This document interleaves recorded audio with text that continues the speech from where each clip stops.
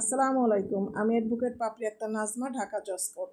Police গৃহ তল্লাশি এবং দেহ তল্লাশি করতে পারে ফৌজদারি কার্যবিধির 102 ধারা, 103 ধারা, 165 ধারা এবং PRB 280 বিধি অনুযায়ী। আপনি যখন পুলিশ আপনার গৃহে তল্লাশি করবে, আপনি কয়েকটি বিষয় মনে রাখবেন।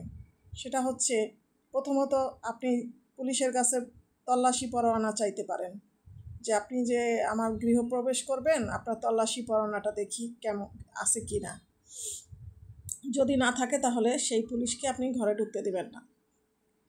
2 নাম্বার হচ্ছে, আপনি এলাকার 2 জন ব্যক্তিকে নিয়ে পুলিশকে আসতে বলবেন আপনার ঘর সার্চ করার জন্য।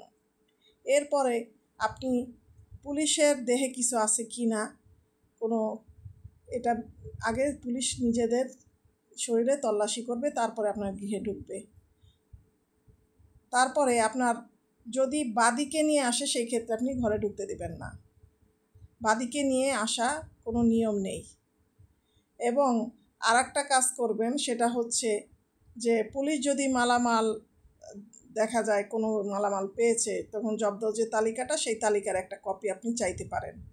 এবং আপনার ঘরে যে মেয়েরা রয়েছে, সেই মেয়েদের শালীনতা বজায় রেখে কোনো পুলিশ তল্লাশি করতে পারবে না তাদের দেহ।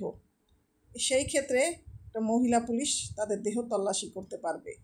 এই সকল বিষয় আপনার জানতে হবে, জেনে রাখা আপনার জন্য একান্তই প্রয়োজন। আল্লাহ হাফেজ।